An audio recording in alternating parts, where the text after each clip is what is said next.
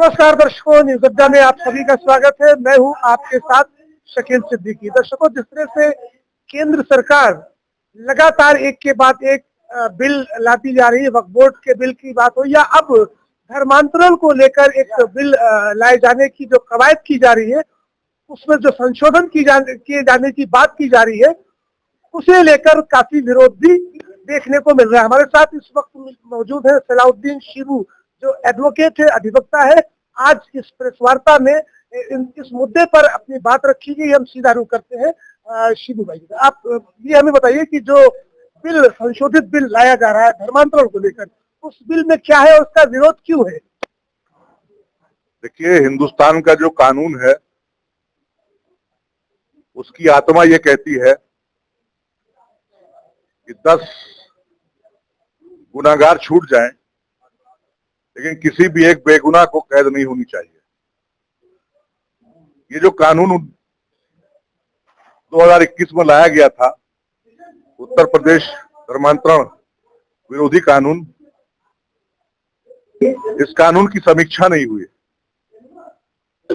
और देखा यह गया पिछले 2-3 सालों में ये कानून सामाजिक न्याय के बजाय देश की जो माइनॉरिटी में माइनॉरिटी है, खास तौर से उनके दमन का साधन बन गया, उनके दमन का हथियार बन गया। तो बजाय उस पर समीक्षा करने के, जो संशोधन बिल आया है उससे ऐसा लगता है कि उस दमन के हथियार को और मजबूत किया गया है।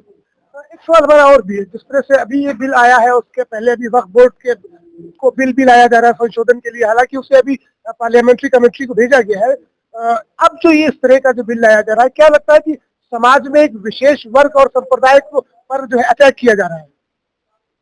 ये सियासत की सबसे घिनौनी और गंदी चालों में से एक चाल है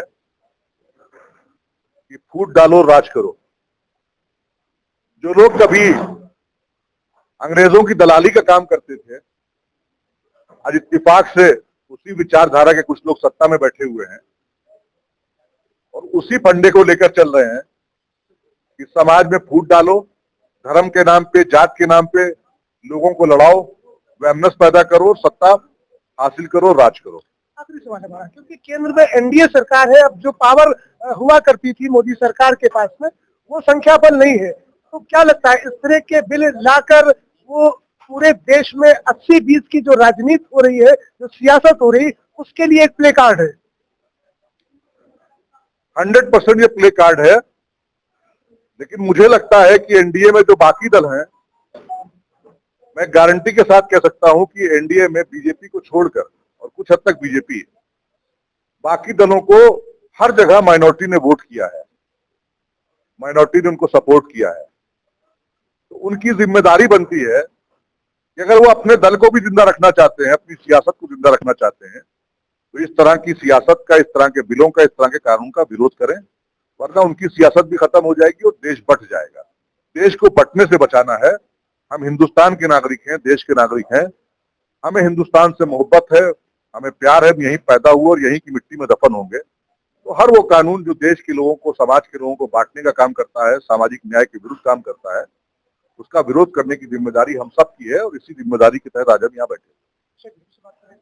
तो ये थे हमारे साथ एडवोकेट सलाउद्दीन, जिन्होंने जिस तरह का एक बिल लाए जाने की बात की जा रही है केंद्र सरकार की तरफ से धर्मांतरण को लेकर, इसका विरोध किया है। और तमाम देश में ऐसे लोग हैं जो भी इसका विरोध कर रहे हैं, क्योंकि केंद्र की जो एनडीए सरकार है, उसकी कोशिशें ये है कि इस देश में धर्म की राजनीति की जाए और लोगों को आपस में बांटकर डिवाइड एंड रूल, जो ब्रिटिश काल में हुआ करता था, उसको लाने की कोशिश की जा रही है। फिलहाल इस बिल को पास होगा, ये नहीं होगा, इसे समय पर छोड़ना होगा।